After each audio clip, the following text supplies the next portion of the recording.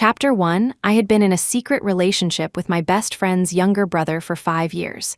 He was young, but that was the only small thing about him.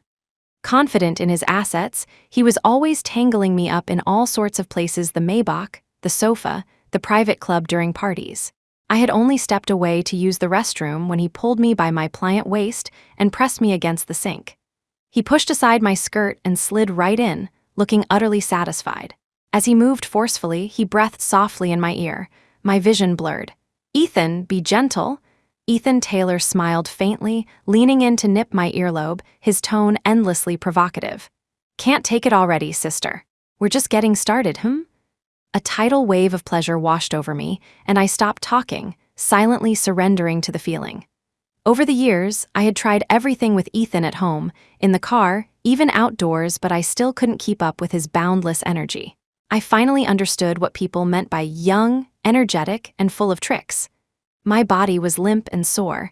I could only cling to the man in front of me to stay upright. Ethan's eyes were half closed as he held my waist, his hands caressing me as if he could never get enough. "Sister, why is your waist so soft? It feels so good every time I touch it. It's like you've put a spell on me. I can't stop. Don't let any other man touch you from now on. You're mine alone." I knew he had always been possessive. I smiled and offered him a kiss. "You know I'm only yours." After several rounds of passion, Ethan was finally satisfied. He fastened his disheveled belt, resuming his usual carefree and untamed demeanor. Seeing that he was about to leave, I grabbed his hand. "I'm turning 30 next year, and my family is pressuring me to get married. I know you don't want to go public, so I never told them I have a boyfriend. They've already set up several potential marriage partners for me. What are your thoughts on this?" Ethan stopped in his tracks. He turned back, placed a light kiss on the corner of my lips, and soothed me softly. "Sister, just wait a little longer. I'm already planning the proposal." The anxiety in my heart finally settled. Watching his figure disappear at the end of the hallway, I gathered my clothes from the floor, got dressed, picked up my bag, and slowly walked back to the private room to rejoin the party. Just as I reached the door, I heard a burst of laughter from inside. "Damn, Ethan, you were so loud the lads could hear everything an older woman really knows how to please, huh?" That voice. Tusk, it gave us all shivers. With Eleanor Vance's figure, that waist. How could he not be addicted? So many guys in our circle have their eyes on her, but she's always so aloof. Only our Ethan has the charm to bag a goddess like her. But it's been a few years now. You should have enough experience, right? Experience. What experience? A chill ran down my spine. I couldn't understand what they were talking about. It seemed someone else in the room was also out of the loop and asked the question for me. What else could it be? Ethan's been hung up on his high school crush. The crew was always egging him on to go after her. With a face like his, who couldn't he get? But he cherishes her so much, said he had no experience chasing girls, no relationship experience, and definitely no practice in bed. He had to give his little crush the best, so he found someone to practice everything with for the past few years. Now that his crush is coming back to the country, "Ethan, you've practiced for so long, shouldn't you and Eleanor Vance be breaking up? Why were you just going at it again? Don't tell me you've actually caught feelings." Under the inquiring gazes of the group, Ethan lazily set down his wine glass. "Feelings? Would you catch feelings for a plaything you're just practicing on?" His casual tone was like a sharp blade stabbing into my heart. In that instant, the blood in my veins felt like it was flowing backward. A heart-wrenching pain spread through my chest, making it almost impossible to stand. But before I could even process the grief, the people inside started laughing and saying they were coming out. Afraid of being seen, I stumbled back, leaning against the wall as I turned and fled. Almost 30 and still crying. How pathetic. But at that moment, I was walking aimlessly in the pouring rain, my mind a chaotic storm. The first time I met Ethan Taylor was during my freshman year of college. I had come to North City for university and met my best friend, Diane Taylor. Since I often went to her house, I naturally got to know her younger brother, Ethan. My first impression of him was that he was handsome, strikingly so. But beyond that, I had no other thoughts. After all, I was 4 years older than him, and he was Diane's brother. I had always seen him as a little brother. After graduation, I didn't return home. I wanted to break free from my family's support and see if I could make it on my own, so I found a job in North City. Being beautiful, I was constantly pursued by all sorts of men. One time, during a business dinner, I was drugged. I hid in a hotel room and intended to call Diane to pick me up, but I misdialed and called Ethan instead. When Ethan arrived, I wanted to ask him to call a doctor, but he just looked at me with those charming eyes and took off his t-shirt. That night, the boy who had just turned 18 became my antidote. The next day, my face was burning, not from shyness, but from shame. I scrambled to leave, wanting to pretend it never happened, but the young man wrapped his arms around me from behind and whispered, "Sister, you're not going to just sleep with me and run. Aren't you going to take responsibility?" After that, I tried to avoid him, but he pursued me relentlessly. Finally, he won me over, and we began a relationship hidden from everyone. For 5 years, we were perfectly matched, physically and emotionally, as loving as ever. I thought we were destined to be together and had been eagerly awaiting his proposal. But Ethan never made a move. Pressured by my family, I finally decided to test the waters. I never imagined that he had never intended for us to have a future. He had someone he loved, and from beginning to end, I was just a practice dummy. I returned home in a daze, curled up in a corner, hugging my cold body and staring blankly into space. I don't know how much time passed before a ringing phone shattered the silence. I fumbled for my phone and answered. My parents' concerned voices came through. "Eleanor, it's been half a month. Have you thought about the arranged marriage?" My eyes fell on the 5-year anniversary photo of Ethan and me on the table. I took a deep breath. "I've thought it through. I'll do it." From now on, I would start a new life, and Ethan could go chase his unforgettable first love. Our paths would never cross again. Chapter 2, my parents, Robert and Helen, hadn't expected me to agree so readily and were both a little surprised. "Are you sure you've thought this through? When are you coming back? Should we arrange the wedding, or do you want to come back and meet your fiancé first to discuss it?" I didn't have the energy to think about any of that. "You decide," I said casually. "I'll wrap things up here and come back as soon as I can." They could hear the exhaustion in my voice. After a few more words of advice, they hung up. The room fell silent again. I finally pushed myself up and went into the bathroom. When I came out and opened the door, my eyes met Ethan's as he sat on the sofa. "Why did you leave without saying anything?" My breath caught in my throat. I looked down to hide my red-rimmed eyes. "My phone died, so I came back." Ethan didn't question my flimsy excuse. He reached out, pulled me into his arms, and with a gentle tug, untied the belt of my bathrobe. I didn't give him the chance, grabbing the hand that was about to cause trouble. "Didn't we already go a few rounds at the club? It's only been a few hours." Ethan didn't detect the resistance in my voice. Instead, he clasped my hand, our fingers intertwining. "How long has it been? Don't you know I can't control myself whenever I see you? Sister, I like you so much." Hearing his deliberate sweet talk now only felt ironic. Like me, wasn't I just for practice? 5 years, thousands of times. Wasn't that enough? I turned my head, avoiding his kiss, my tone cold.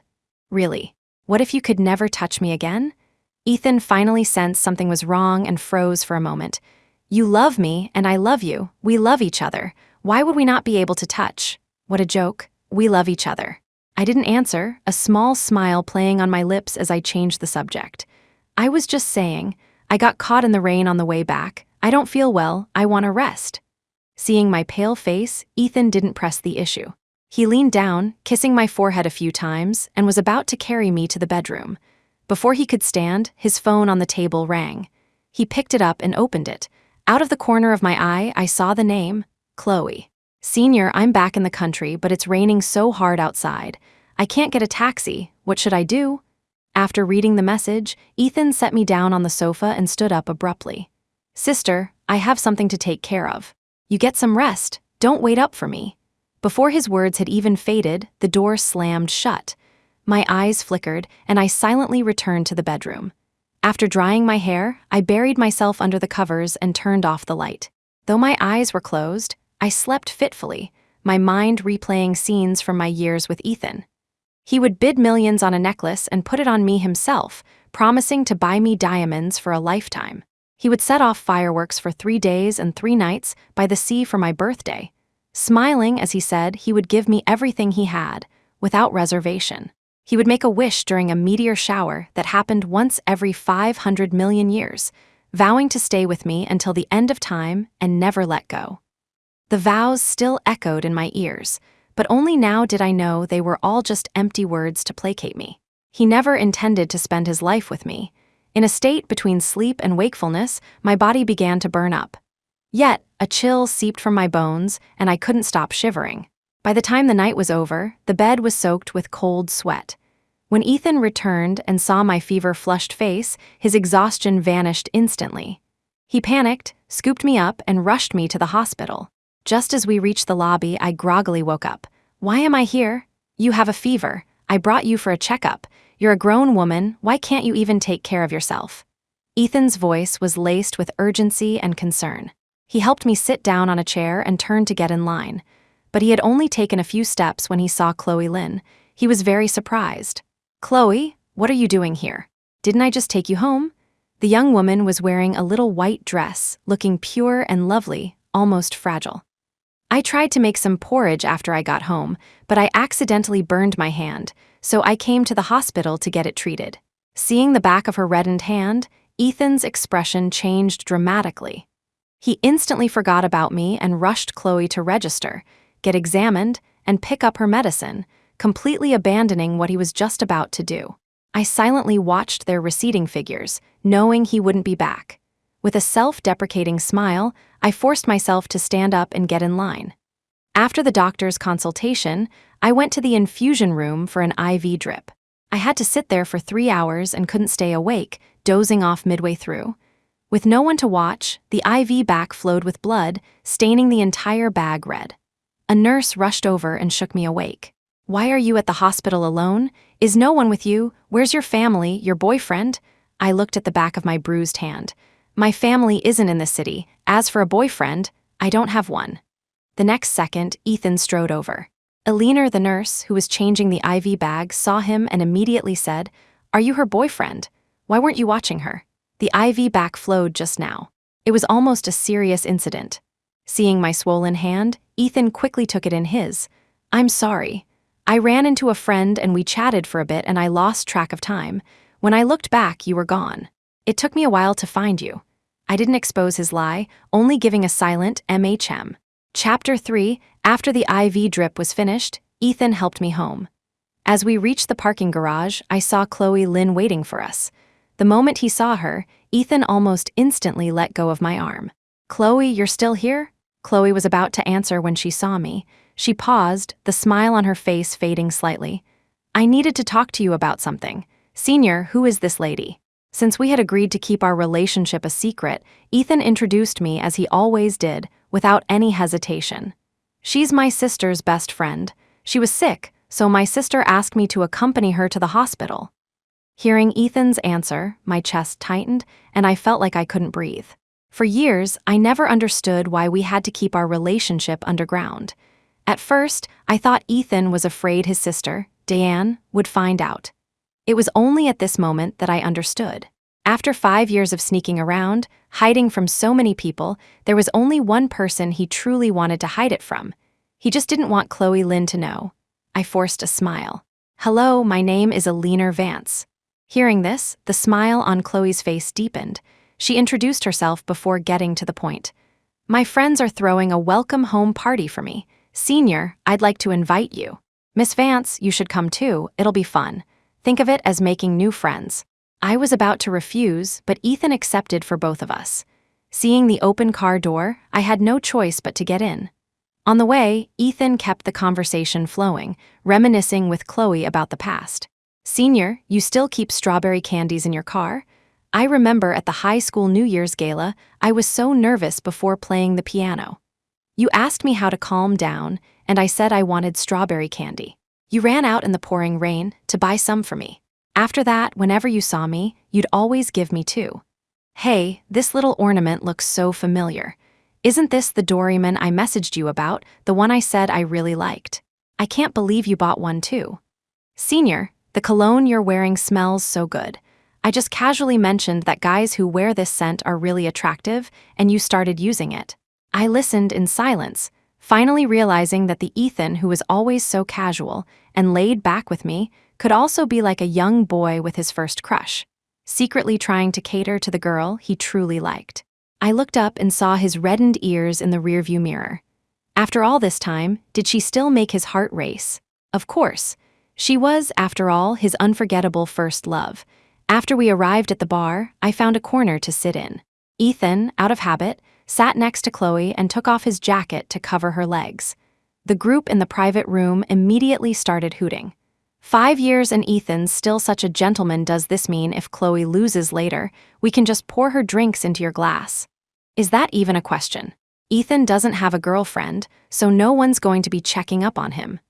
If Chloe says the word, he'd probably drink himself to death here tonight and be happy about it. Hearing this, Ethan instinctively glanced at me. I was looking down at my phone, seemingly oblivious to their conversation. He still felt a little uneasy and couldn't help but send me a message. "Sister, no one knows about us, that's why they're teasing. Don't take it to heart.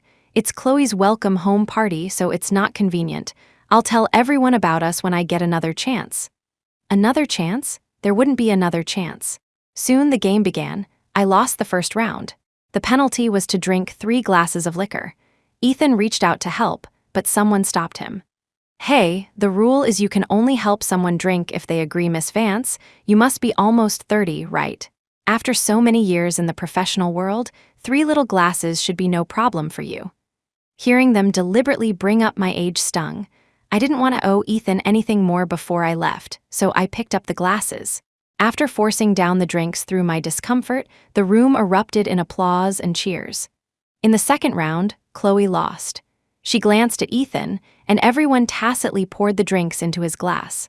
He downed them without a moment's hesitation. For the next few rounds, Chloe kept losing, and Ethan's glass was never empty.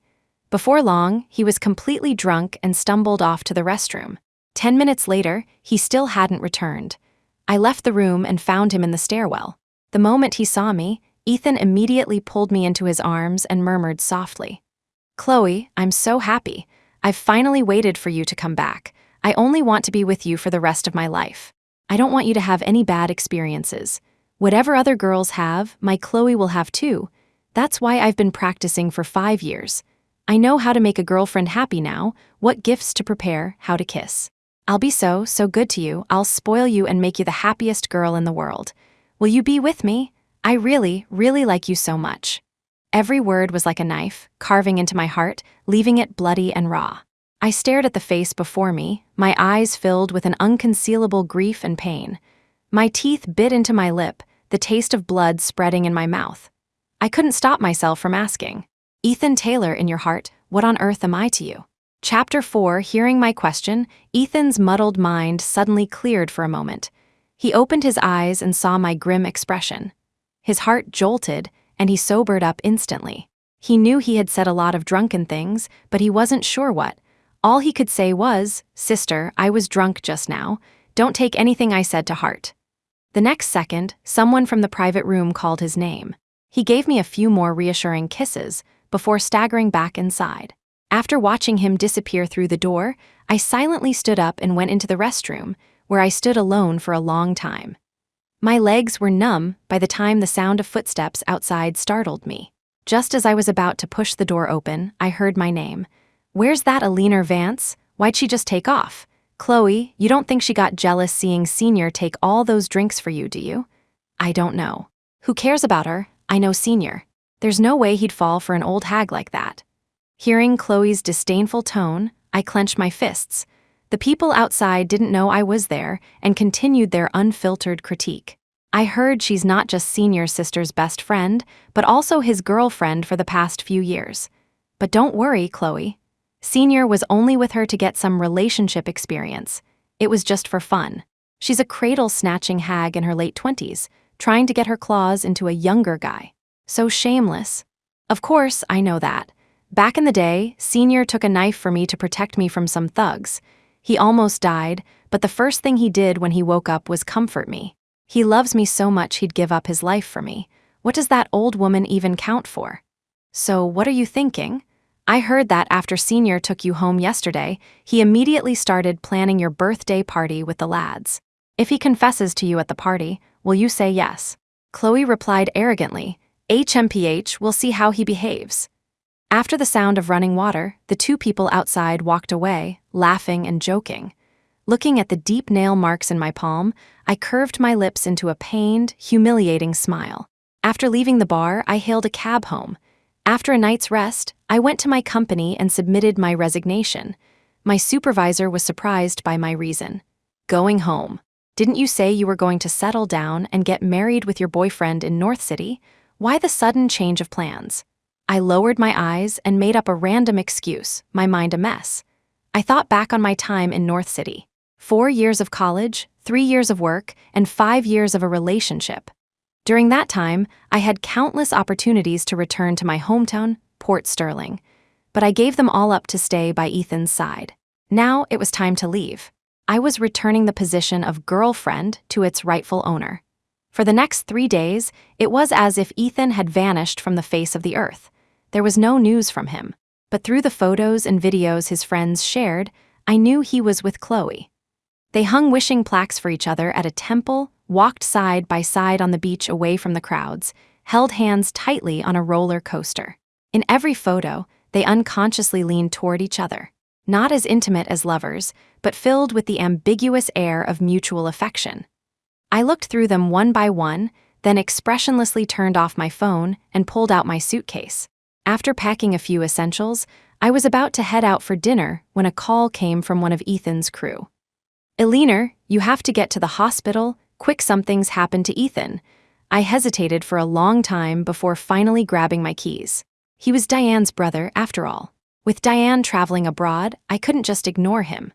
When I rushed to the emergency room, I saw Chloe and Ethan lying on gurneys, covered in blood, as doctors performed emergency treatment. His friends were in a panic, incoherently explaining what happened. "We were planning to watch the sunset from the mountain tonight. Chloe said she hadn't driven in a while and wanted to try, so Ethan let her take the wheel.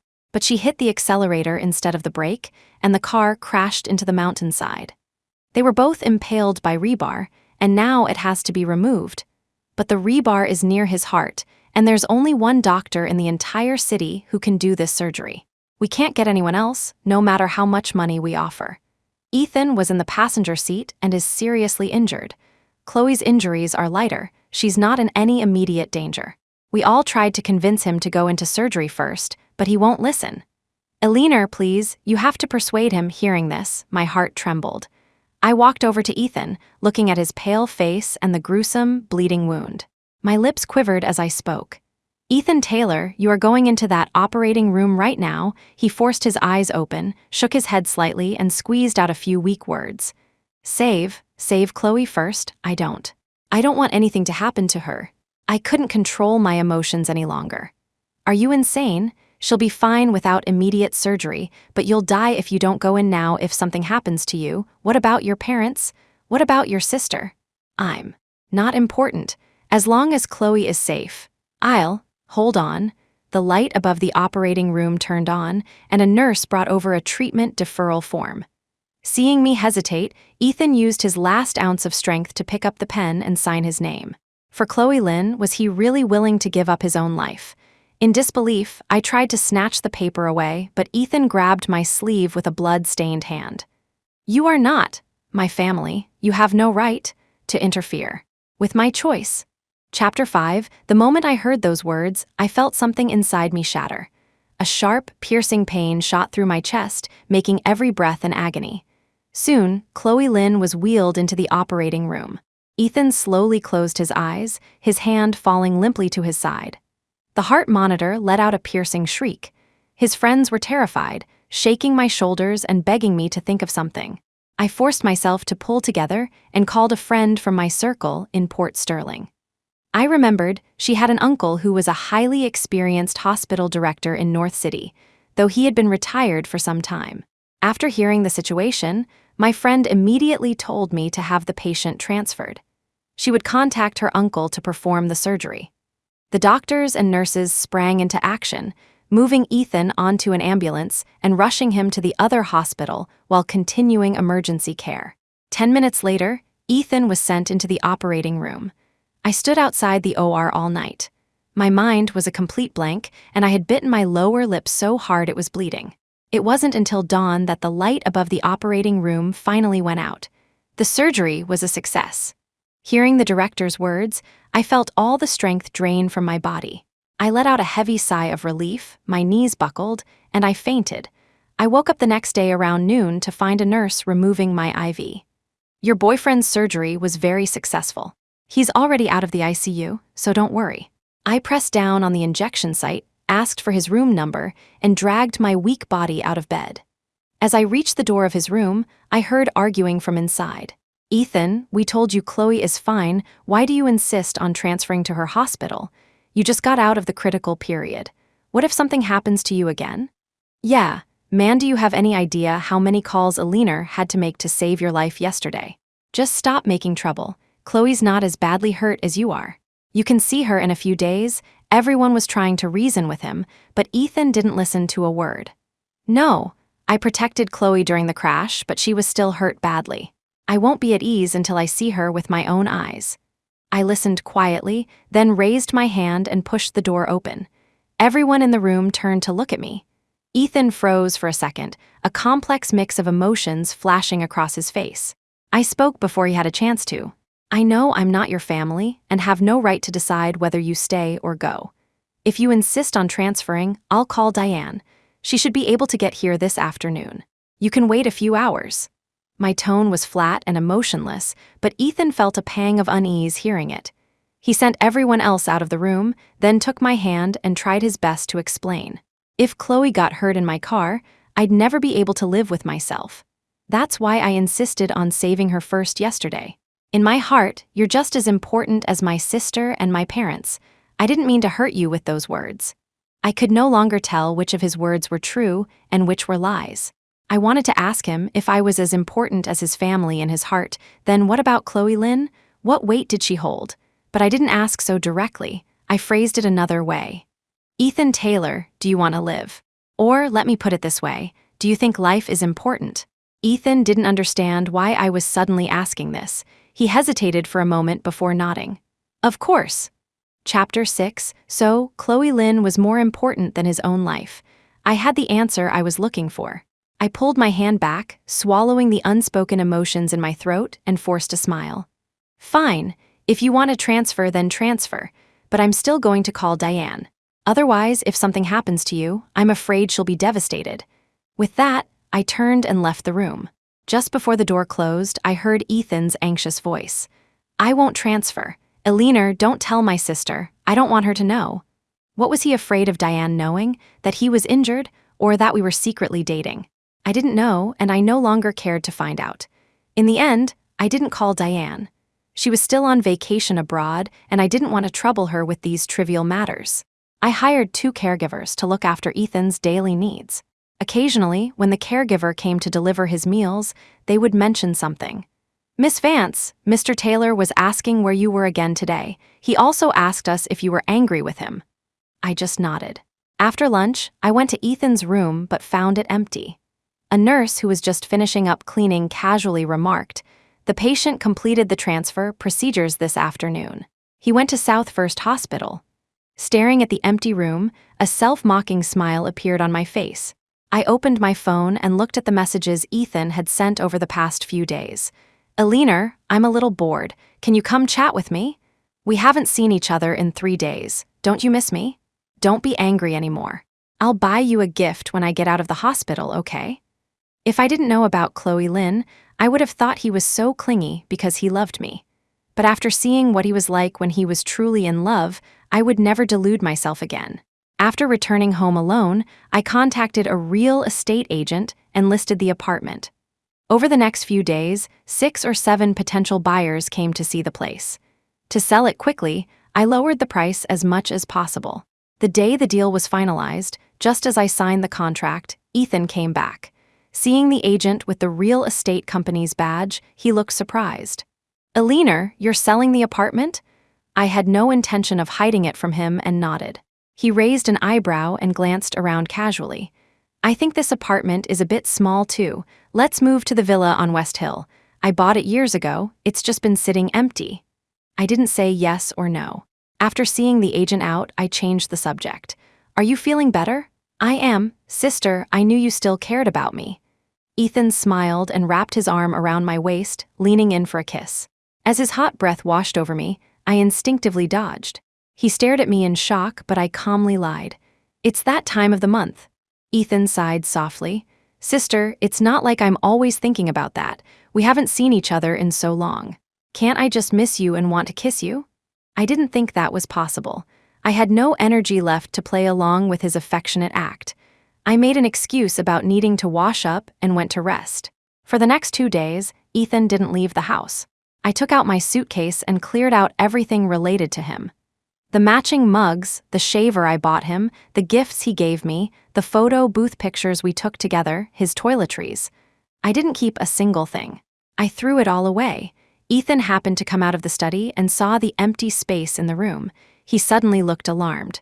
Why did you throw all this stuff away? Aren't we moving to the West Hill villa? I'm just clearing out some clutter. I made up a random excuse, dispelling his suspicion. He also noticed my low spirits and took me to an auction that evening to cheer me up.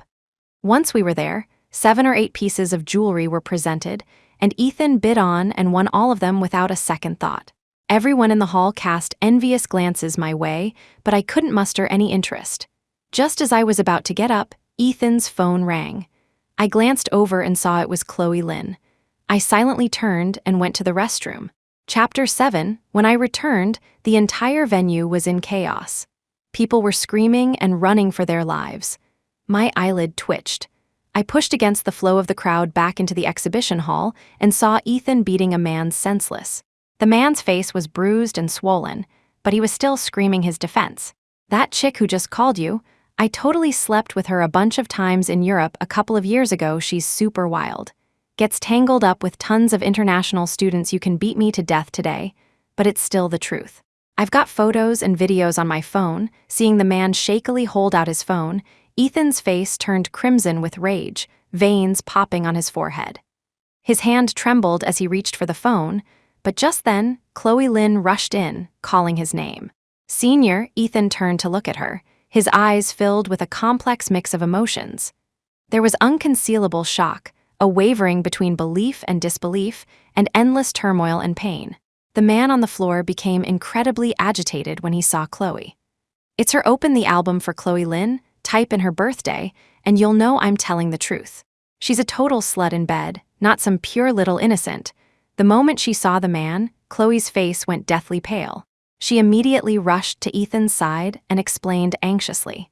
It's not true. Senior, those photos were forced. He pursued me for a long time, so I agreed to try dating him, but he drugged my drink.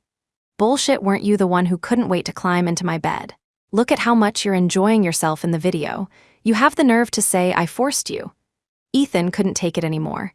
He grabbed a chair, a wine bottle, anything he could find, and started smashing it over the man. Glass shards pierced the man's eye, and blood gushed out as he clutched his head and screamed on the floor. Ethan's first reaction was to pull Chloe into his arms and cover her eyes. It's okay, Chloe. I'll handle this. Don't be afraid.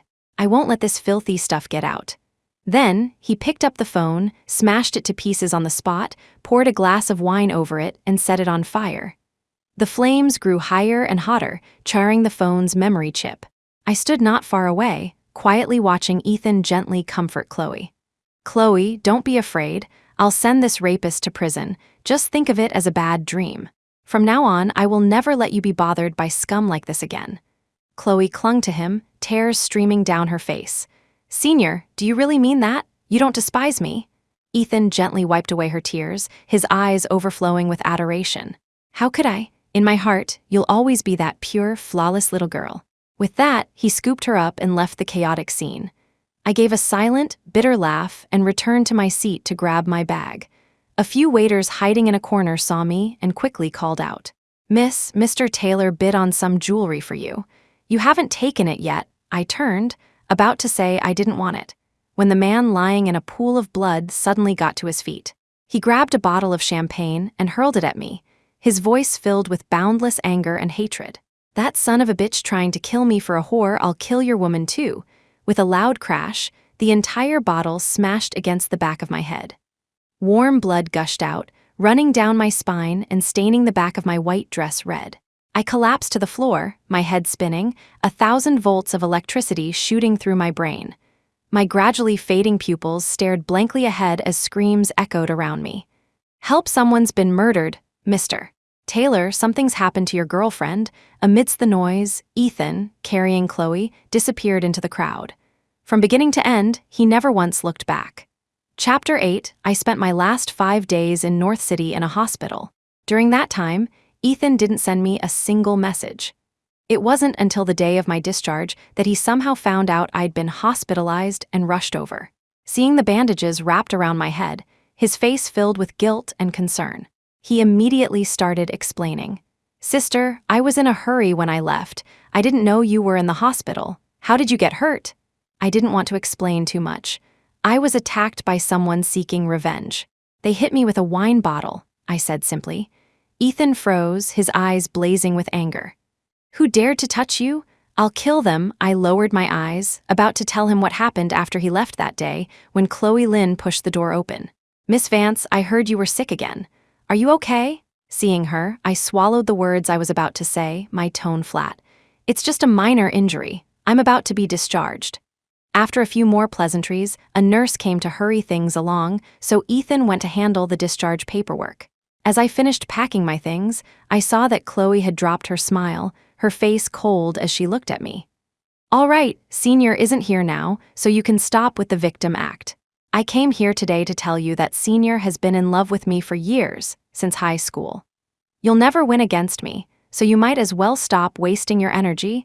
Seeing her tear off her mask of hypocrisy and reveal her true colors, I felt a sense of relief. My voice was as calm as still water. "I know everything you've said, and I never planned on competing with you." "You never planned on it? Then why are you shamelessly clinging to him? You don't actually think he'd fall for you, do you? I've seen plenty of gold diggers like you who use their seductive looks to climb into bed. He's probably so sick of sleeping with you by now." Hearing her spit out such venomous words, I couldn't help but frown and retort. "Then what about someone like you, who sleeps around in Europe and then comes back to the country to play innocent? Are you a two-faced schemer, or just a phony?" At the mention of this, Chloe's expression changed instantly. "What's it to you?" "So it's true." Chloe couldn't hold back any longer and slapped me across the face. "So what if it's true? I told you it has nothing to do with you, an old hag like you should just find some loser to marry before you hit menopause and can't have kids. You'll end up dying alone." The stinging pain on my cheek made me hiss softly. I touched my slightly swollen face and flexed my fingers. Then, with all my strength, I slapped her back. Unable to bear the humiliation, Chloe was about to lunge at me and pull my hair when the closed door was suddenly pushed open. The moment she saw Ethan, she immediately squeezed out a few tears and threw herself into his arms. "Senior, after you left, Miss Vance told me you two were dating. I didn't believe her and wanted to confirm it with you, but she got angry and slapped me." Seeing the clear handprint on her face, Ethan felt the blood rush to his head. He sheltered her in his arms, his face dark as he looked at me, his tone filled with rage. "Eleanor Vance, can you stop being so unreasonable? In 5 years together, this was the first time I had ever seen Ethan get angry with me. And it was for Chloe Lynn. Perhaps because I had seen him risk everything for her so many times, I no longer felt disappointment, pain, or anger. I simply replied in a voice so cold it was devoid of any emotion. "I did hit her, but she hit me too, so we're even. Why don't you ask what really happened?" Only then did Ethan notice my reddened cheek. He realized something was off and was about to ask what happened, but Chloe fainted in his arms. He panicked instantly, scooping her up and rushing her to the examination room. Before he left, he only had one last thing to say. "You go home first. We'll talk about this when I get back." "There won't be a later." Watching him leave, I let out a small, bitter laugh. I returned to the apartment and gave the key to the agent. "Could you please pack up the remaining items in the room and mail them to Villa 4015, West Hill? Cash on delivery is fine." The agent saw me with all my suitcases and asked in surprise, "Miss Vance, are you leaving North City for good?" "Yes, for good." There was nothing left for me to hold onto here. I took one last look, then turned, went downstairs, hailed a taxi, and headed to the airport. Before takeoff, the flight attendant was reminding passengers to turn off their phones. I opened Ethan's contact and sent him a message. Ethan Taylor, I heard everything you said at the club that day. Love can only exist where there is hate, but now, I don't think I hate you that much anymore. Maybe it's because I don't love you anymore either. The upside of being with an older woman is that I know how to commit, and I also know how to walk away. I hope you succeed in winning over the one you love. Let's break up. Finally, I deleted him from all my contacts. The moment I turned off my phone, the plane slowly took off. Chapter 9. Meanwhile, at the hospital, Ethan had Chloe Lynn undergo a series of tests.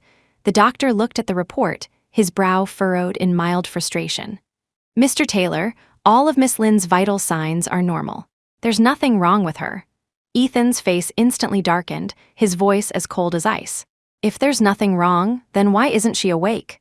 The doctor flinched under his piercing gaze and hesitated before saying diplomatically, "Medically, Miss Lynn's physical condition is indeed fine.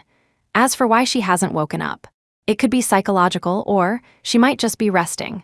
"Resting?" Ethan sneered, a hint of impatience in his eyes.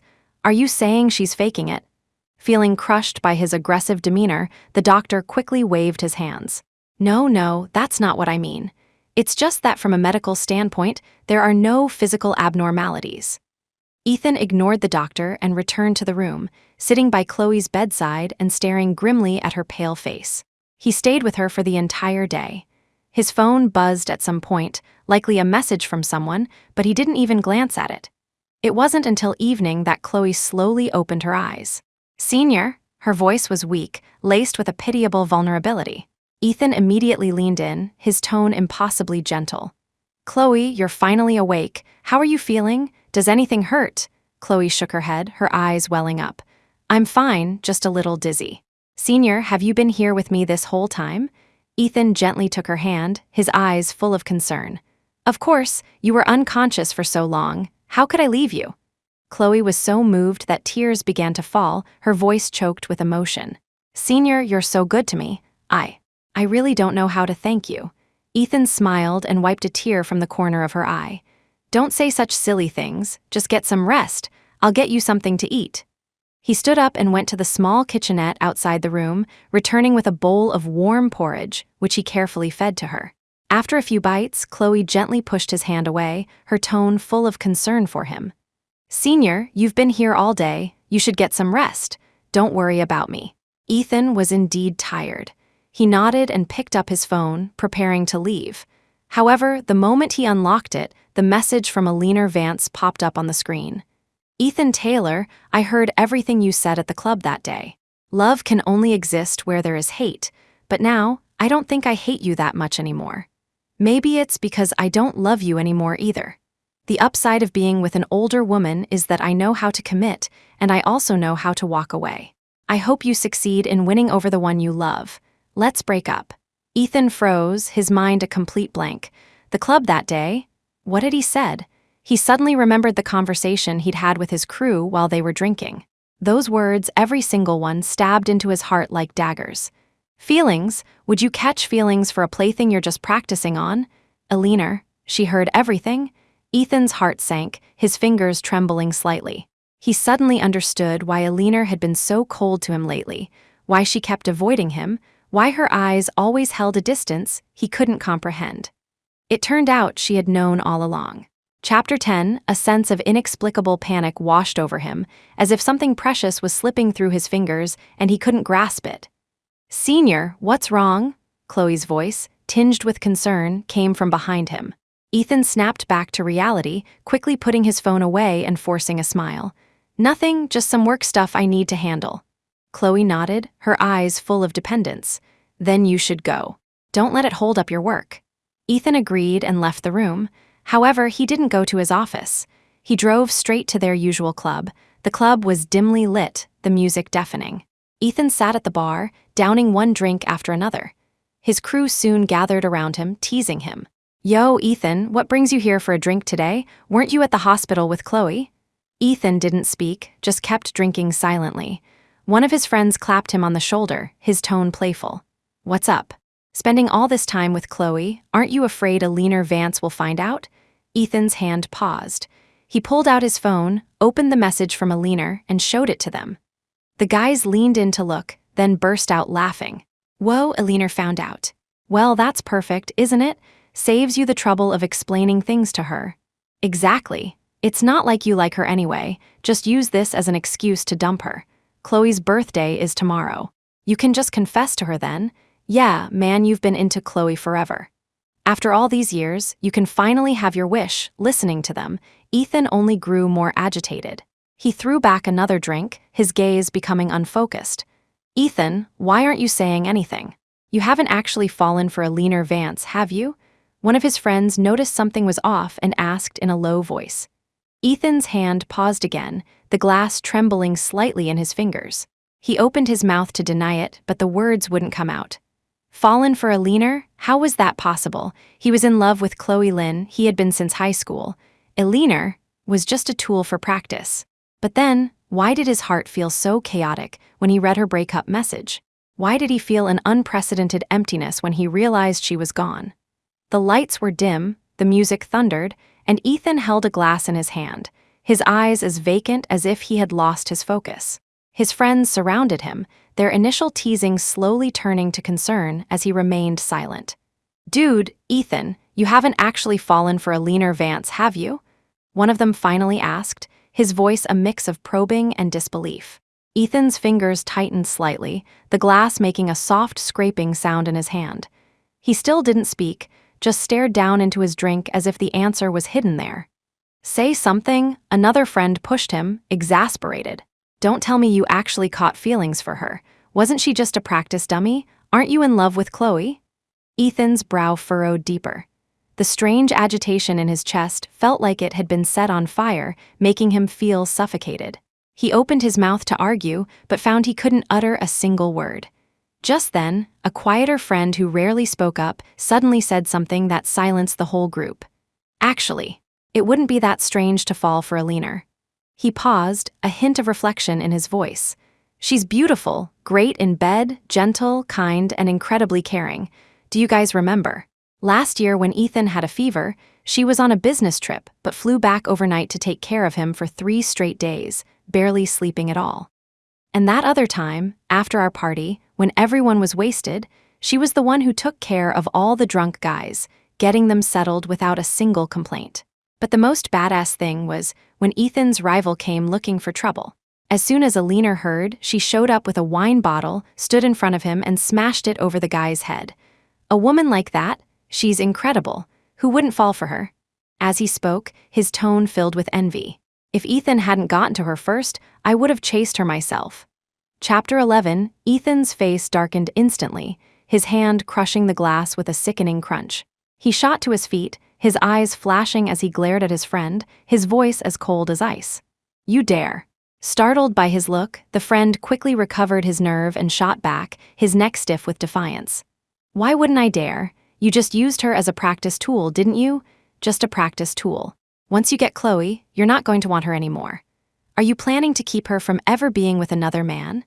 Say that one more time, I dare you. Ethan lunged forward, the broken glass in his hand falling to the floor and shattering. His eyes burned with a rage they had never seen before, as if a raw nerve had been struck. His friend, now equally enraged, grabbed Ethan by the collar. Was I wrong? You were just playing with her what's with the lovesick act now? The two of them instantly started brawling, the sickening thud of fists against flesh and the sound of breaking glass filling the air as the scene descended into chaos. The others rushed to pull them apart, shouting, "That's enough, we've been friends for over 20 years, are you really going to fight over a woman?" And over Alina Vance, of all people she's gone, she's not coming back to North City. What's the point of fighting about it now? Several guys held Ethan back, his chest heaving, his eyes still locked on his friend as if he wanted to tear him apart. An older friend sighed, patting Ethan on the shoulder. "Ethan," he said seriously, "we've set up Chloe's birthday party tomorrow as your big confession. You'd better think carefully about who you really love, because once you make your move, there's no turning back." Ethan's breathing slowly returned to normal, but his mind was a tangled mess. He closed his eyes, and all he could see were memories of his time with Alina. The way she smiled as she fixed his tie, the way she curled up in his arms to sleep, the way she bustled around the kitchen, the way her eyes would flush when he teased her in bed. The scenes played over and over in his mind like a film, each frame so clear it made his chest ache. But when he opened his eyes, the words that came out were, "I love Chloe. That's never changed. I just had too much to drink." With that, he turned and left the club, his retreat so hasty it looked like he was running away. Back at the apartment, Ethan stood at the door and inserted his key into the lock, only to find that it had been changed. He froze for a moment, then pounded on the door. It opened quickly to reveal a strange man who frowned and asked, "Who are you looking for?" Ethan's face turned grim. "This is Eleanor Vance's apartment." "Who are you?" The man looked surprised, then annoyed. "Eleanor Vance." "Oh, you mean the previous owner? She sold the place to me. It's my apartment now. Can I help you with something?" Ethan's heart plummeted, his head buzzing. He suddenly remembered Eleanor clearing out her things a few days ago. She had been planning to leave all along. He took a deep breath, pulled a bank card from his pocket, and held it out to the man. "There's $1 million on this. Let me stay here for one night." The man stared, his eyes lighting up. He took the card and said cheerfully, "Sure thing, make yourself at home. I'll be on my way." Ethan entered the apartment and closed the door, sliding down against it until he was sitting on the floor. Nothing inside had changed. The furniture was still arranged the way Eleanor had left it. The air even seemed to carry a faint trace of her scent. He walked over to the sofa and lay down, closing his eyes. His mind filled with memories of their time together here. Her smiling as she watched him eat, her curling into his arms, blushing when he teased her, her working in the kitchen as he hugged her from behind. And the countless nights they had spent tangled together on this very sofa. She had tasted so good, her body so soft, her voice so alluring. Ethan's breathing grew ragged, his hand moving unconsciously toward his waistband. He closed his eyes, his mind filled with the image of Eleanor, her breaths, her moans, her tears. He gave in to the urge, as if it could help him hold on to the warmth that was already gone.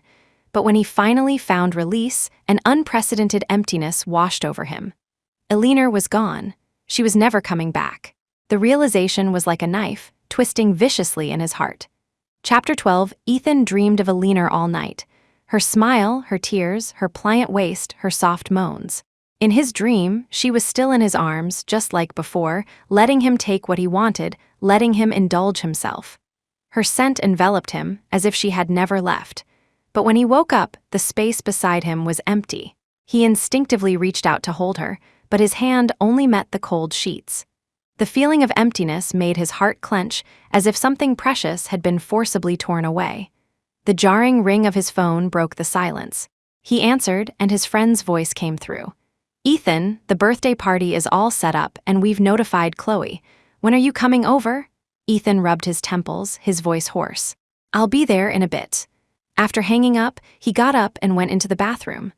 The cold water pouring over his head did little to wash away the images that haunted his mind. No matter how hard he scrubbed, Eleanor's shadow lingered before his eyes. He dried off, got dressed, and was about to leave when the apartment's owner returned. The man, clearly aware that Ethan was wealthy, had a fawning smile on his face. "Sir, did you sleep well last night? If you'd like to continue staying, we can discuss the price. I'm willing to add a little more." Ethan cut him off coldly. "Not necessary." The landlord was taken aback, clearly not expecting such a blunt refusal. He quickly added, "This apartment is in a great location and the decor is excellent. If you like it, I can offer you a discount."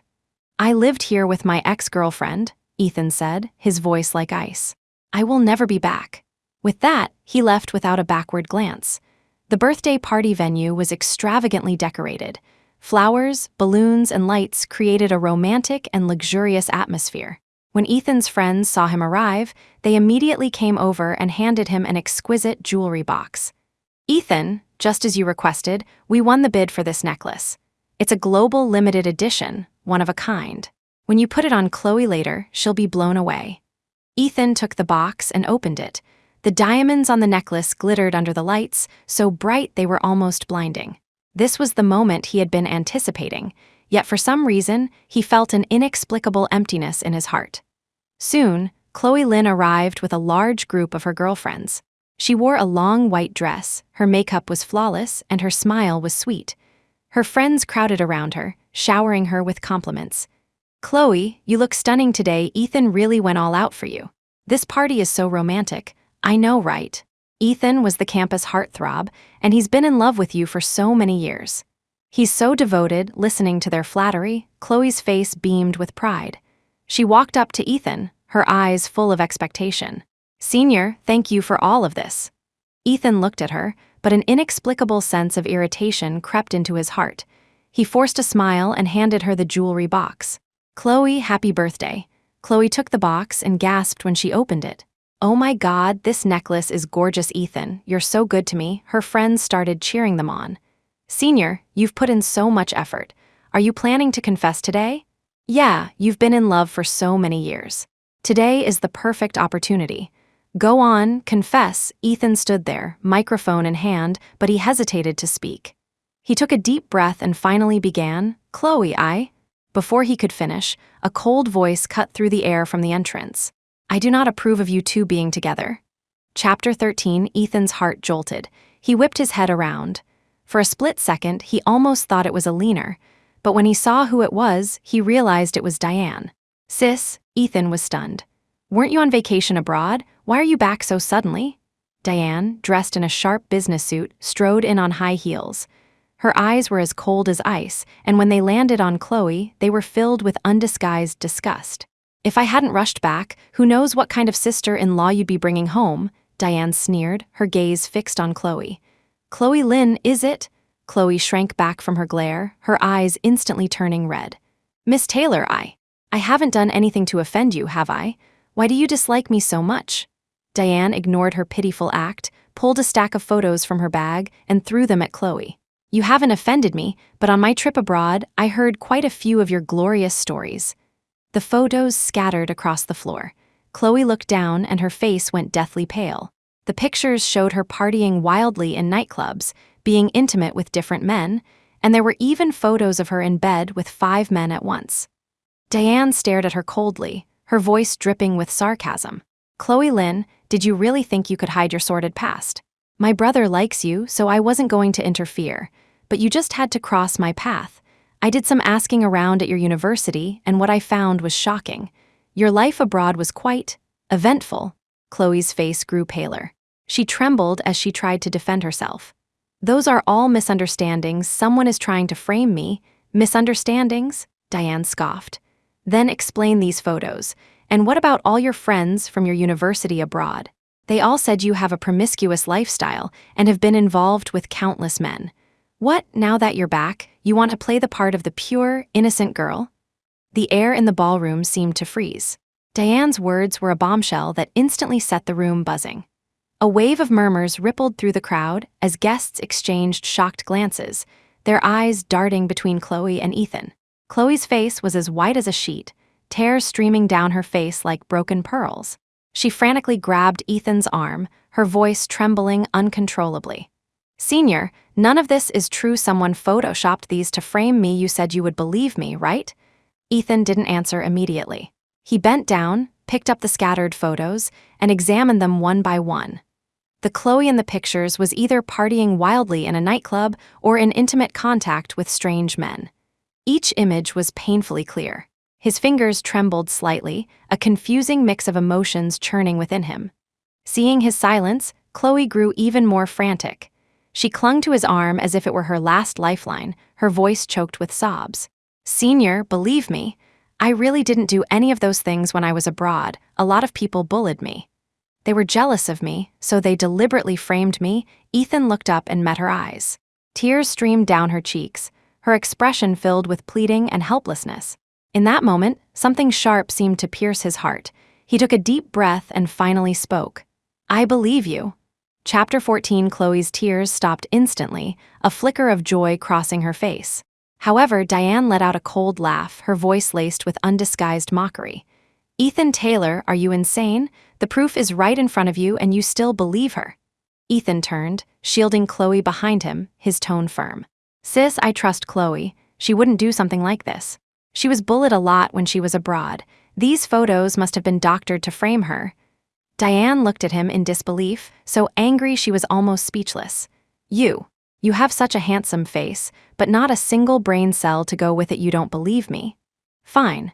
I'll take you abroad right now so you can see for yourself what kind of person she really is." She reached out to grab Ethan. But Ethan threw her hand off, his tone turning cold. "That's enough, sis. If you're here to celebrate with me, you're welcome. But if you're here to cause trouble, then please leave. I'm not a child anymore. I can make my own decisions about my relationships." Diane's face turned livid with anger.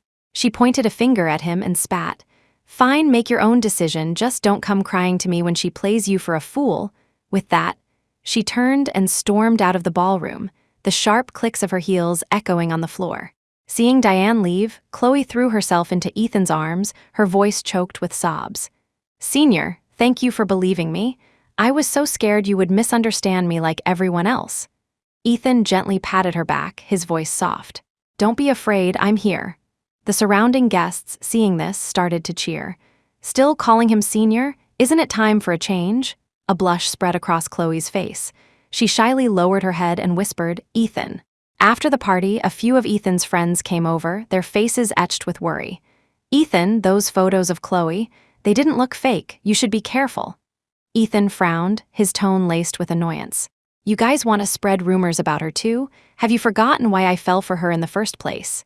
His friends paused, then remembered the incident from years ago. It was a sunny afternoon. Chloe had risked her own safety to save a small kitten that was about to fall from a high place. The image of her kneeling on the ground, gently stroking the kitten, was deeply ingrained in Ethan's mind and in theirs as well. Thinking of this, the friends fell silent and quietly dispersed. Seeing that they had backed down, Ethan's expression softened. He clapped them on the shoulder, his voice firm. "I trust Chloe. She's not that kind of person." His friends exchanged glances but said nothing more. After the party, Ethan prepared to take Chloe home. However, Chloe held onto his hand, her eyes full of expectation. "Ethan, I don't want to go home alone. Can we live together? I want to be with you." Ethan paused for a moment, then, after a brief silence, he nodded. "Okay." They drove to the villa on West Hill. Along the way, Chloe snuggled against Ethan's shoulder, a blissful smile on her face. But Ethan's heart felt strangely empty. The villa was warm and luxuriously decorated. Chloe wandered through the rooms excitedly, exclaiming from time to time, "Ethan, this place is beautiful. Are we going to live here from now on?" Ethan nodded, but there was little joy on his face. He watched her but felt that something was missing. That night, after her shower, Chloe emerged in a thin nightgown, her eyes full of seduction. "Ethan, But Ethan avoided her gaze, his tone somewhat distant. "Your room is next door. Don't wear so little. You should get some rest." Chloe froze for a second, a flash of disappointment in her eyes, but she quickly recovered her smile. "Okay, I'll go right now." After the door closed, Ethan shut his eyes, trying to sleep, but his heart felt as if it were weighed down by a stone, making it hard to breathe.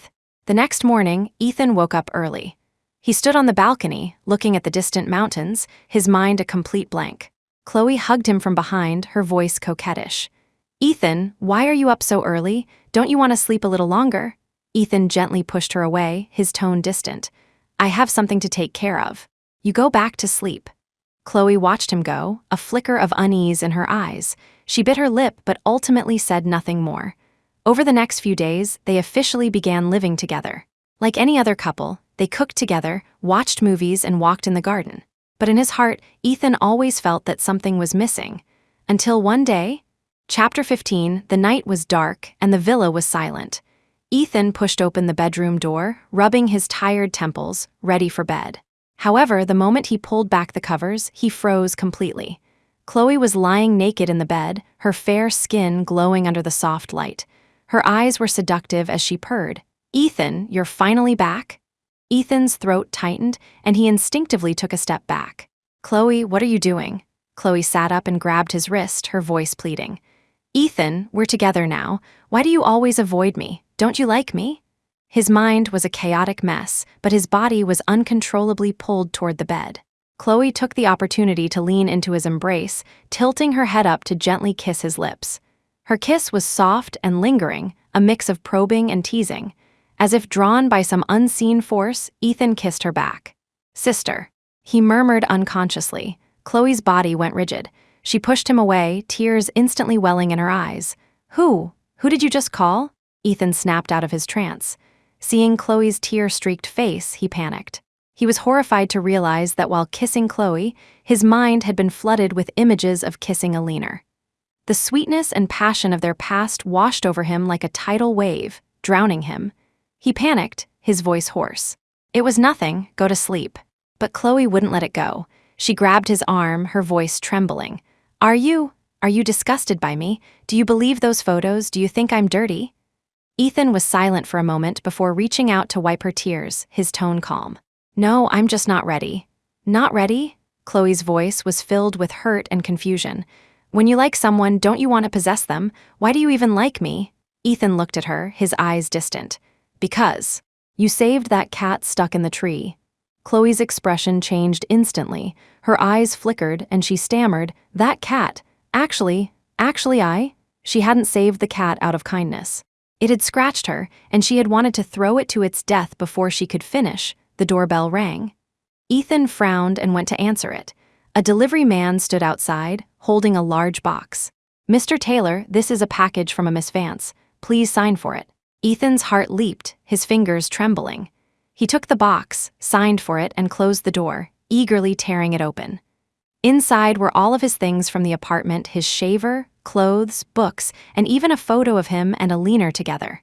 Everything seemed to carry her scent, filling him with an indescribable sense of sorrow.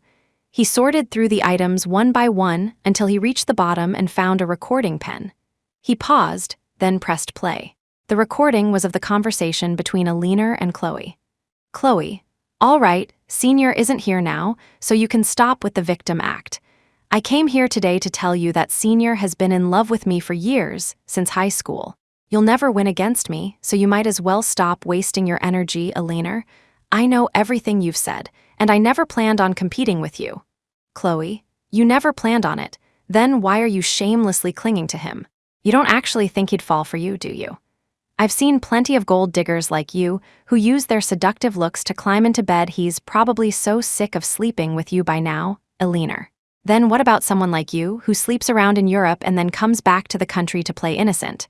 Are you a two-faced schemer or just a phony? Chloe, what's it to you, Alina? So it's true, Chloe. So what if it's true? I told you it has nothing to do with you, an old hag like you should just find some loser to marry before you hit menopause and can't have kids. You'll end up dying alone, Chloe. So what if he knows? He loves me, so he'll accept all of me, and even if he doesn't, he should be angry, not rushing off to find you. Alina Vance, don't think you can steal him from me. He will always be mine." The voices from the recorder were clear and cold, stabbing into Ethan's heart like daggers. His hands trembled, his face instantly turning pale. Chloe stood behind him, her face as white as a sheet. She stammered, trying to explain, "Ethan, that's not real. Someone framed me." Ethan whipped around and threw the recorder at her, his voice choked with suppressed rage. "Chloe Lynn, stop lying. Do you think I'm that easy to fool?" Chapter 16. Chloe stumbled back, terrified by his glare, tears instantly streaming down her face. "Ethan, let me explain. Those things. My parents forced me to do them. They made me please those men. I had no choice.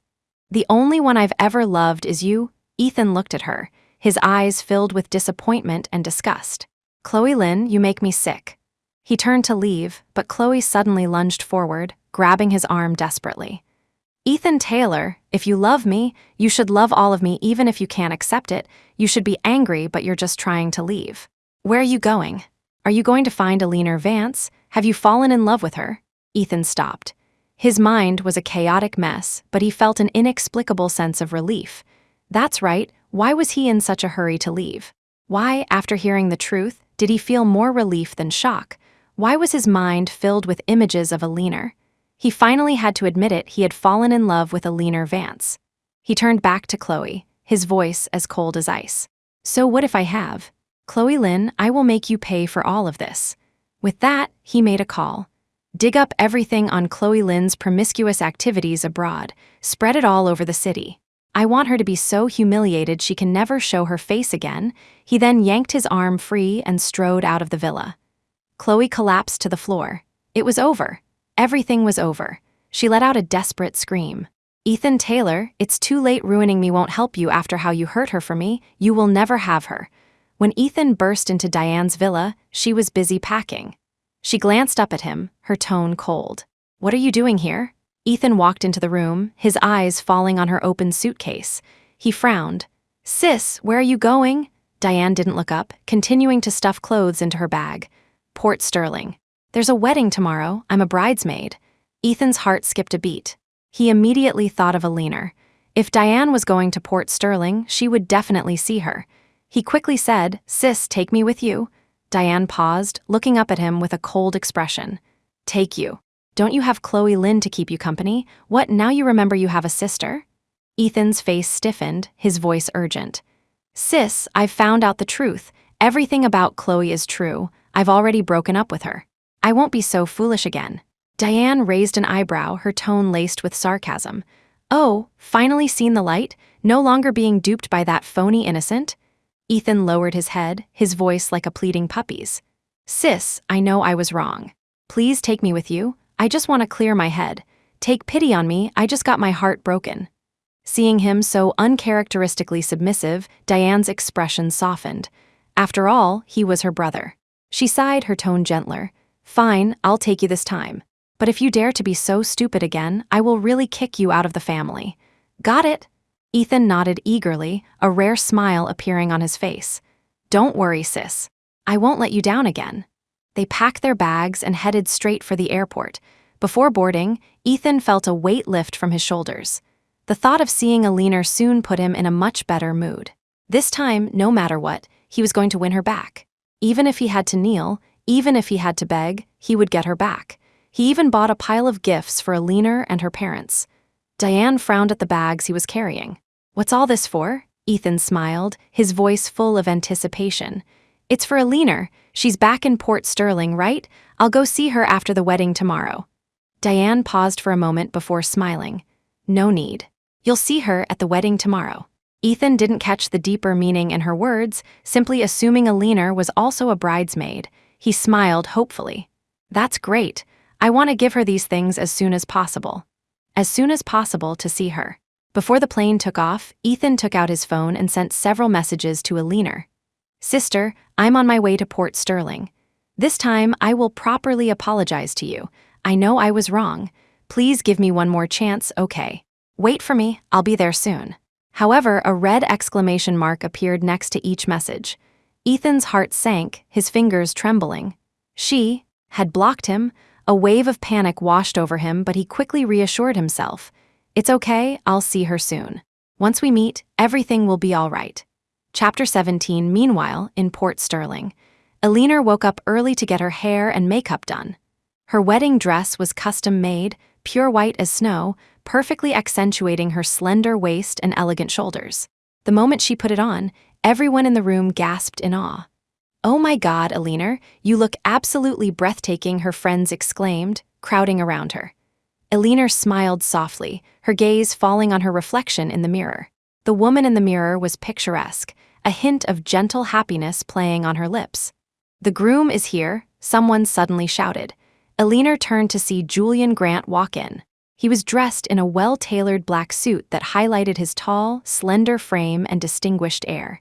His eyes fell on Alina, filled with undisguised admiration. "Isn't Alina beautiful?"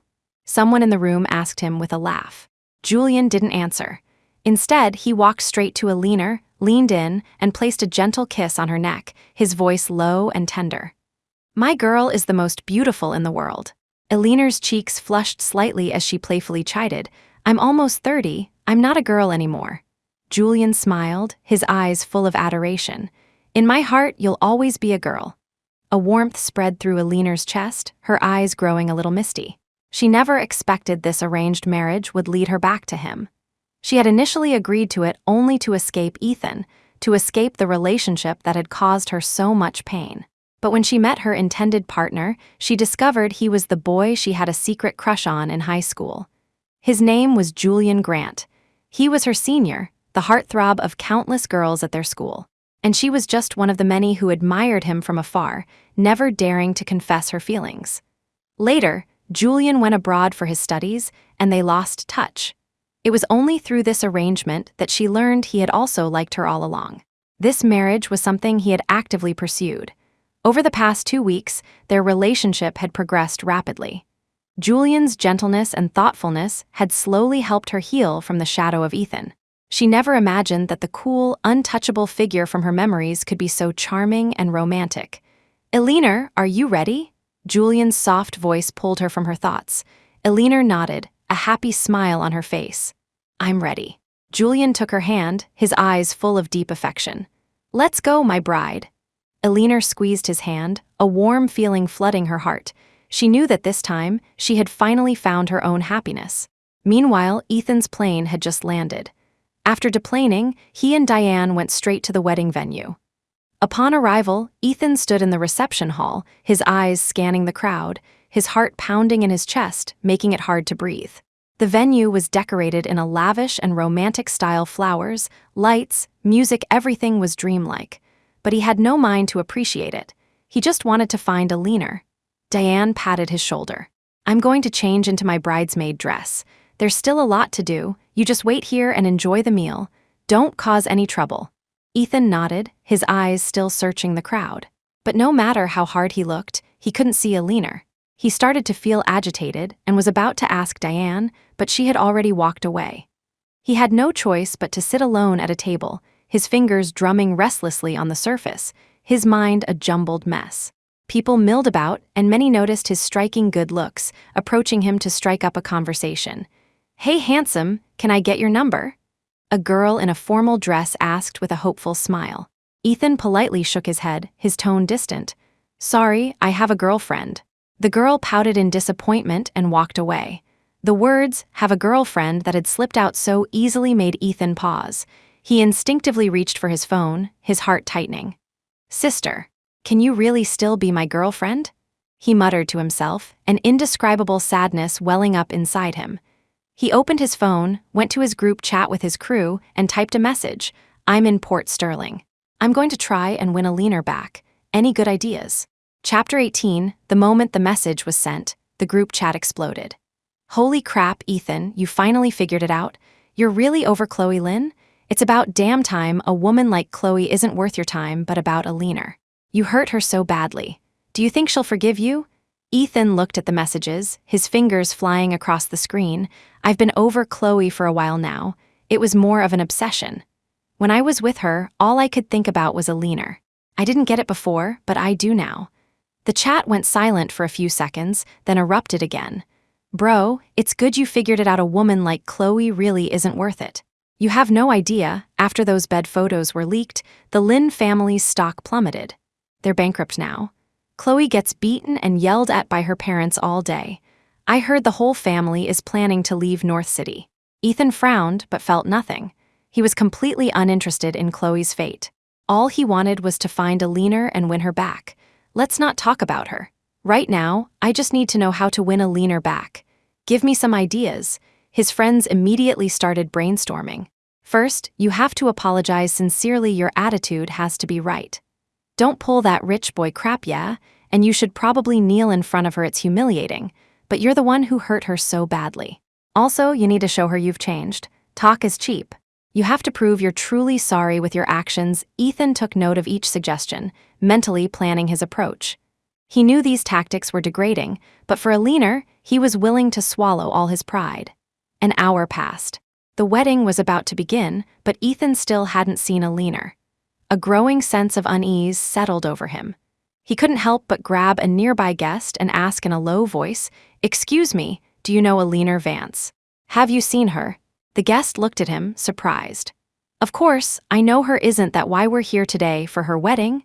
Ethan froze, his mind going completely blank with a deafening buzz, as if something inside him had shattered. He opened his mouth, his voice trembling. What? What did you say? Whose wedding?" "Eleanor Vance's. She's getting married today. You came all this way and you didn't know you were at her wedding?" Ethan felt the world go dark. His heart was squeezed so tightly he could barely breathe. He shot to his feet, the chair scraping loudly against the floor, drawing stares from those around him. "Impossible, impossible," he muttered, his voice shaking. How could sister suddenly marry another man? He pushed through the crowd, running like a madman toward the wedding stage. But before he could get close, the wedding music began. The lights dimmed, and all eyes turned to the end of the aisle. Ethan stopped dead in his tracks. At the end of the aisle, Alina appeared, dressed in a stunning white wedding gown. A gentle smile graced her lips. She was so beautiful it was hard to look away. And by her side stood a tall, elegant man. He wore a black suit, his demeanor refined, his eyes filled with tenderness and adoration. He held Alina's hand, his gaze never leaving her, as if she were his entire world. Ethan stood frozen, a chill spreading through his body, as if all his strength had been drained away. His mind was a blank slate, his ears ringing with the officiant's voice. Today, we are gathered here to witness the happy union of Miss Alina Vance and Mr. Julian Grant. Chapter 19, the words hit Ethan like a bolt of lightning. He stood frozen to the spot, as if a bucket of ice water had been dumped over his head, leaving him shivering uncontrollably. His eyes were fixed on the stage, on Alina in her white wedding dress, her eyes smiling as she stood beside another man. And next to her, in a bridesmaid's dress, was Diane, her face beaming with happiness for her friend, as if she were witnessing the most beautiful ceremony in the world. Everything made it painfully clear this was Alina's wedding. His mind went blank, his ears ringing, as if his entire world was collapsing. It wasn't until the officiant spoke again that he snapped back to reality. Miss Alina Vance, do you take Mr. Julian Grant to be your husband, to have and to hold from this day forward, for better, for worse, for richer, for poorer, in sickness and in health, to love and to cherish till death do you part? Alina looked up at Julian, her gaze soft, a gentle smile on her lips. Just as she was about to speak, Ethan, like a man possessed, rushed onto the stage, his voice hoarse as he screamed. No, she doesn't. The hall erupted in chaos. All eyes turned to Ethan. Diane's eyes widened in horror. She grabbed his arm, hissing in a low, furious voice. Ethan Taylor, what the hell do you think you're doing? This is your sister Alina's wedding. I told you to sit down and behave yourself. Why are you up here making a scene? Have you lost your mind? But Ethan didn't seem to hear her. He threw her hand off and rushed to Alina, grabbing her hand, his voice trembling uncontrollably. Alina, I know I was wrong. I don't love Chloe Lynn. I've been in love with you for a long time. Don't marry him. I won't let you marry him. You said you belonged only to me. You can't do this to me. Alina, clearly shocked to see Ethan here, her expression turned to ice. She forcefully pulled her hand away, her voice cold and decisive. It's too late. I told you, I know how to commit and I know how to walk away. Ethan Taylor, we are over. But Ethan acted as if he hadn't heard her rejection, clinging to her hand and pleading desperately. Alina, don't be like this. I really know I was wrong. You can hit me, you can yell at me, just don't marry someone else. Are you trying to kill me? Please come with me, okay? His voice was filled with endless pain and regret, his eyes begging. But Alina just looked at him coldly, as if he were a complete stranger. Julian, standing beside her, frowned. He grabbed Ethan's wrist, his grip so strong it felt like it could shatter bone. His voice was low and cold, carrying an undeniable authority. You want to take my bride. Did you ask for my permission? Ethan whipped his head around, his eyes wild. She doesn't love you. She doesn't love you at all. Julian let out a cold laugh and turned to Alina, his voice gentle. Alina, who do you love? Alina's gaze fell on Julian, her eyes filled with tenderness and resolve. She spoke softly, her voice clear and firm. I love you. A small smile played on Julian's lips. He turned back to Ethan, his tone mocking. Did you see that? Ethan's face went deathly pale. His heart felt as if it were being crushed, the pain so intense he could barely breathe. He shook his head violently, his voice cracking. No, impossible. You said you only loved me, Alina. I'm begging you, I was wrong. Please don't do this to me. His voice trailed off into a choked sob. Diane stood to the side, her mind reeling. She looked at Ethan's near manic state, then at Alina's cold indifference, and a horrifying realization dawned on her. Her face turned white. She rushed forward, grabbing Ethan by the collar, her voice trembling. Ethan Taylor, what are you doing? Ethan stumbled but kept his eyes locked on Alina, ignoring his sister's question. Diane was shaking with rage. She slapped him hard across the face, her voice filled with boundless anger and disappointment. Ethan Taylor, I'm ordering you, get out of here now. The slap snapped Ethan's head to the side, his cheek burning, but he seemed not to feel it. His gaze remained fixed on Alina, his voice desperate. Alina, don't do this. I really know I was wrong. Don't marry him, please. Julian stared coldly at Ethan, his tone a clear warning. "Mr. Taylor, please leave. Or I won't hesitate to call security." But Ethan didn't seem to hear, his eyes still pleading with Eleanor, his voice breaking. "Eleanor, please don't. I know I was wrong. Please don't marry him. I'm begging you." Diane was trembling with fury. She grabbed Ethan's arm, her voice on the verge of hysteria. "Ethan Taylor, get out, stop humiliating yourself here." But Ethan was deaf to her words, his eyes still begging Eleanor for a sign. But Eleanor never once looked at him, her hand held tightly in Julian's, as if he were her only anchor. Finally, security guards rushed onto the stage and forcibly dragged Ethan away. His voice faded into the distance, still calling Eleanor's name over and over. Diane stood frozen, watching her brother being dragged away, a storm of complicated emotions swirling inside her. She turned to Eleanor, her voice filled with apology. "Eleanor, I'm so sorry. I didn't know he." With that, Diane turned to face the stunned guests and bowed deeply. "My apologies, everyone. My brother. He has some mental health issues. We've had him removed. I am so sorry for the disruption to this wedding." A wave of murmurs went through the crowd. No one could believe that such a handsome young man could have a mental illness. But Diane ignored their stares, looking only at Eleanor with guilt. "Eleanor, I'm sorry. I'll deal with him later. I wish you all the happiness." Eleanor smiled gently and looked at Julian with love in her eyes, saying softly, "I will be." The wedding continued, as if the chaotic scene had never happened. Chapter 20, Ethan was dragged by security to the main entrance of the wedding venue. The heavy doors slammed shut behind him with a resounding thud, cutting off the lively celebration inside. He stood outside, but his ears still seemed to ring with the sounds from within, the officiant announcing the exchange of rings, the cheerful laughter of the guests, and the soft sound of a kiss that was enough to shatter his heart. His chest felt as if it were being squeezed by an invisible hand, the pain so intense he could barely breathe. He threw himself against the doors, pounding on them with all his might, his voice hoarse. "Open the door, please. Open the door, Eleanor. Don't marry him, please. Don't marry him." But the people inside either couldn't hear him or simply didn't care. The wedding went on. The laughter, the applause, the well wishes, each sound was like a sharp knife stabbing into his heart. Ethan pressed his forehead against the cold wood of the door, tears streaming uncontrollably down his face. He had never imagined he would one day be so humbly begging for someone's forgiveness. Before coming here, he had imagined many scenarios. He had even been prepared to kneel, to use any means necessary to win her back. But now, hearing her marry another man with his own ears, he finally understood that he didn't even have the right to try. "Eleanor, don't do this. I really know I was wrong. Don't marry him, please." His voice grew weaker until it was barely a sob, but there was no response from inside, as if he were just an insignificant stranger. He was filled with regret. Regret for realizing the truth too late, regret for not recognizing his own feelings sooner, regret for not cherishing her when he had the chance. But it was all too late now.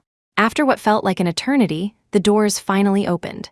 Diane walked out, her face as cold as ice. She marched up to Ethan and slapped him hard across the face, her voice filled with boundless anger and disappointment. "Ethan Taylor, what the hell is going on between you and Eleanor? Tell me everything. Right now, I thought you loved Chloe Lynn. How did you end up with Eleanor?" The slap snapped Ethan's head to the side, his cheek burning, but he seemed not to feel it. He looked up, his eyes filled with pain and remorse. "Sis, I was wrong. I was so wrong. I shouldn't have used Eleanor as a practice dummy to chase Chloe. The truth is, I don't love Chloe anymore. I fell in love with Eleanor a long time ago. Please help me win her back. Without her, my life is a living hell." "Practice dummy?" Diane was shaking with fury, pointing a finger at his nose. "You have the nerve to ask for my help? Eleanor is my best friend, and you dared to play with her feelings. How could you?" But Ethan didn't seem to hear her scolding, still pleading desperately. "Sis, please help me. She can't have fallen in love with someone else so quickly. She must be doing this to spite me. Please, just talk to her for me, okay?" Diane was on the verge of exploding. "Spite you? Spite you, my ass Ethan Taylor, you think way too highly of yourself. Eleanor has had a crush on Julian since high school. Haven't you ever noticed you look a bit like him? She's not into younger guys. She was probably only with you because you reminded her of Julian." Ethan's face went deathly pale. His mind roared as if something inside him had shattered completely. He shook his head violently, his voice cracking. No. Impossible, that's impossible. Chapter 21, Diane looked at him coldly, her voice dripping with disdain. Impossible. Wake up. Ethan Taylor Aliner has moved on from you. The only person she loves now is Julian. Even if you kneel here until you die, she won't give you a second glance. But Ethan didn't seem to hear her, still clinging to her hand, his voice filled with desperation. Sis, please help me. I really know I was wrong. I can't live without her. Diane felt like she was about to faint from anger. She threw his hand off, her voice breaking. Ethan Taylor, get a grip, you're going back to North City right now. If you don't, I'll have Mom and Dad drag you back themselves. But Ethan didn't listen.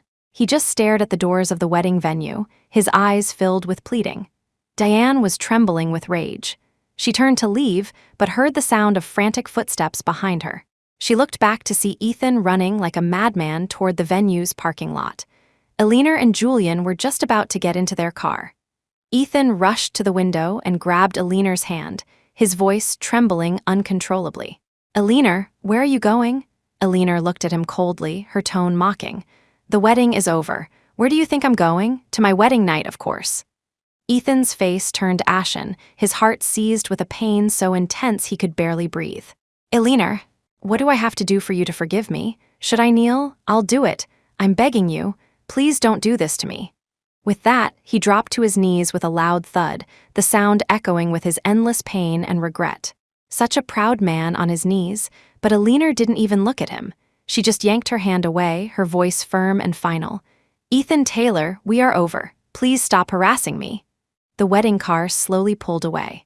The sound of the tires on the pavement was like a hammer striking Ethan's heart with every rotation. Like a madman, he stumbled after it, running and screaming hoarsely, Aliner, Aliner, don't go, I was wrong. I really know I was wrong. Please forgive me. His figure was a pathetic sight on the street, his hair a mess in the wind, his steps unsteady but driven by a desperate finality. As he ran, he cried out, Aliner, Aliner. His voice was filled with despair and remorse, each shout a prayer for her forgiveness. Ethan didn't know how long he ran.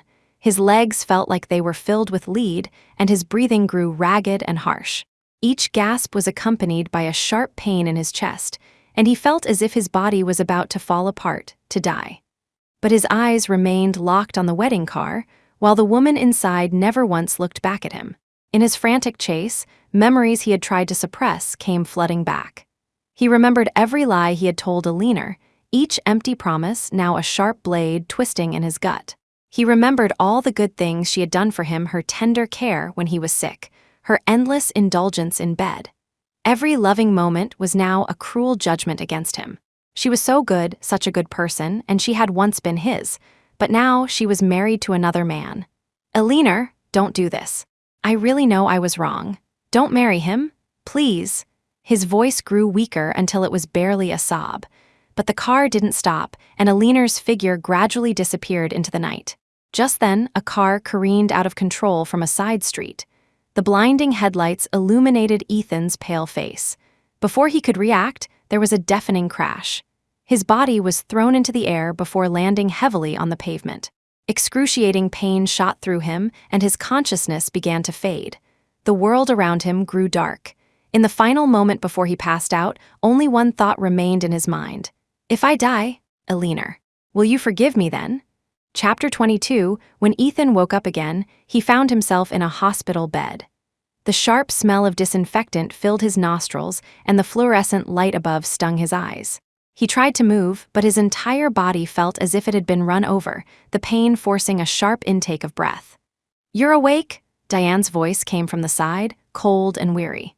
Ethan turned his head and saw his sister sitting by his bed, her expression terrifyingly grim. Her eyes were filled with anger and disappointment, her voice laced with barely contained fury. Ethan Taylor, how did I end up with a brother like you? Do you have any idea you were almost crippled? Now that you're awake, you can forget about recovering. You're going back to North City, right now, and you are never to set foot in Port Sterling again, but Ethan ignored her tirade, asking urgently, Aliner, did she come to see me? Diane's face darkened even further. She opened her mouth to speak, but the door to the room swung open. Alina walked in, holding Julian's hand. Ethan's eyes lit up instantly, a flicker of hope igniting within him. He struggled to sit up, but the pain from his injuries made him gasp. Ignoring the pain, he looked at Alina eagerly, his voice pleading. "Alina, you're here. Please give me a chance to talk to you." "Just one chance?" Alina looked at him coldly, her eyes devoid of any emotion. But Julian smiled, his tone calm. "It's all right. One last time. Make things clear with him." Alina nodded and walked to the bedside, her gaze distant as she looked at Ethan. "What do you want to say?" Ethan's throat felt clogged, his voice so hoarse it was almost a whisper. "Alina, I know I was wrong. I really, really know I was wrong. Please forgive me, I'm begging you. I can't live without you." But Alina just shook her head, her voice firm and final. "Ethan Taylor, I've moved on. How do you feel right now?" Ethan paused, then gave a bitter laugh. "Agony." "Alina, I'm in absolute agony." Alina nodded, her voice calm. "That's how I felt at the club when I heard those words. But now I feel nothing. Ethan Taylor, I have moved on, and you should live your own life too." Ethan's face went deathly pale, his heart seized with a pain so intense he could barely breathe. He shook his head violently, his voice cracking. "No, Alina, I can't move on. After having someone as wonderful as you, I can never move on. I can't see anyone else. I only want you." But Alina cut him off coldly. "That's your problem. I am going to be with Julian, have children, and grow old. Your life has nothing to do with me anymore. I told you, the biggest advantage of dating an older woman is that I can commit, and I can also let go. Ethan Taylor, let's not see each other again." Tears streamed down Ethan's face, a sense of utter despair washing over him. He closed his eyes, and the scene from the club bathroom flashed in his mind, Alina asking him about marriage. How had he responded then? With lies and empty promises. Back then, he never imagined he would one day be so humbly begging for her forgiveness. He closed his eyes and began to fantasize. That day, Alina grabs his hand again, her eyes full of cautious hope. "Ethan Taylor, I'm turning 30 next year, and my family is pressuring me to get married. I know you don't want to go public, so I never told them I have a boyfriend. They've already set up several potential marriage partners for me. What are your thoughts on this?" This time, he takes her hand, slips a ring on it, and then reverently kisses her ring finger, his eyes full of love. "My thoughts, these are my thoughts. You are not to go on any dates, and you are not to consider any arranged marriage. Sister, marry me. Alina Vance, you belong only to me." If he had proposed to her that day, if he had held on to his moon that day, would everything be different? But now, it was all just a phantom dream. He knew that for the rest of his life, these phantom memories were all he would have left.